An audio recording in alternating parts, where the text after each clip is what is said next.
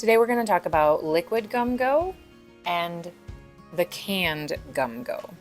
So there is a little bit of a difference in them, but they both will remove pretty much any adhesives and sticky kind of items that get stuck in carpet. Liquid gum go is pretty much made up of a chemical that is derived from the peel of lemons. So anyone who uses essential oils already knows that lemon oil takes off a lot of your adhesives, straight lemon oil. And this is pretty much the same kind of thing. It is not essential oil, so don't think you're going to replace it with lemon essential oil for anything, or replace lemon essential oil for this. But it is kind of made up of that same chemical. So it's from the peel of lemon. So I really actually like liquid gum go. It does a really good job of getting stuff out, sticky type things. So what I'm removing here is some tar from my husband's work pants. Okay, he did a roofing project and got tar all over his pants when he was roofing, and so I used the liquid gum go to take that tar off. It actually works quite well. So the basic procedure for removing any sort of gum or sticky residue from the surface, you're going to put the liquid gum go on it, being very aware. If you're going to do this on carpet, you want to be careful not to over saturate the carpet with the product, okay? I definitely am oversaturating because I have a large surface of lots of little spots that I'm trying to get out. But when you're putting it on carpet, you have to be careful because they stick the seams of carpet down with an adhesive.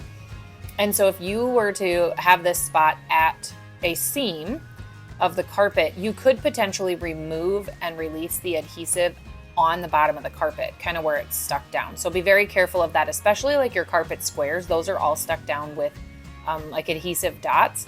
And so just being aware that we're not oversaturating whatever area we're removing this from, okay? So you put the product down, and then you're gonna work with a bone folder, or a knife or some sort of a putty knife. We've got those nice little scrapers at the office.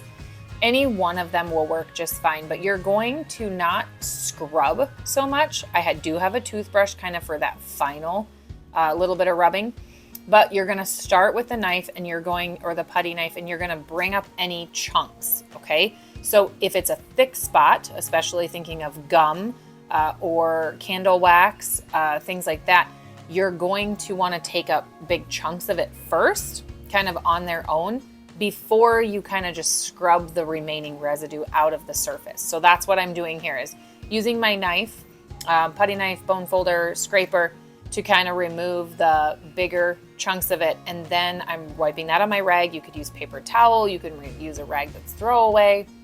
However, but remove those chunks first, and then go back with the brush and kind of brush out any remaining residue, okay? Now with liquid gum go, you are gonna wanna rinse it. I'm gonna recommend rinsing all of them. Rinse it with some power wash. In this case, I put it in the wash machine with some Dawn dish soap and all the residue came back out. But cleaning it with some power wash and rinsing thoroughly with water after you finish cleaning, and you should be able to get pretty much any sort of sticky item out.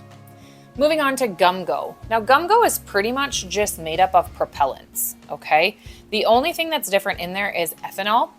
Well, not different, but the only extra thing is ethanol, and that is a form of alcohol, as we know. But mostly it's just propellant. So the goal of liquid gum go in this can is to freeze the item on the surface. So the liquid coming out of that can can be negative 40 degrees Celsius. So we want to be very careful not to spray this on our skin in any way, shape, or form, because you can actually freeze your skin. And that's the goal of this, is you're going to freeze that substance so you can kind of crack it out. So here I'm removing gum from the back of a vehicle. And what you can see is that the first time I sprayed it, it kind of was hard, but I didn't spray it enough because it didn't want to crumble and kind of come up. But then as I work it, you can see it starts to soften up and get sticky. It's a very hot day outside. And so it's starting to kind of get sticky and come up as I remove it from my scraper, okay? So keep kind of spraying and breaking it up, kind of cracking it from that surface until it lets go of all the fibers. Then you can go back in and you can actually rub it with your rag, because the microfiber will pick up any little remaining residue that maybe wasn't picked up by the scraper or the bone folder or the knife, okay? Now, take note here. I forgot the power of Power Wash spray. You only need one spray of Power Wash to get this cleaned up. I definitely way oversprayed. But always go back. Hilliard does tell us that it doesn't leave a residue behind, but when we're using it in carpet, I always think it's a really good idea to scrape or to rinse and wash really good. So I would use the power spray, I'd scrub it up really good, and then I would rinse with water before allowing that surface to dry. And both items work really good on any sticky chunks. You can use them on hard floors, you can use them in carpets, you can use them on upholstery, clothing, as you see. There's lots of options. So hopefully you find a use and feel more comfortable using both of these products.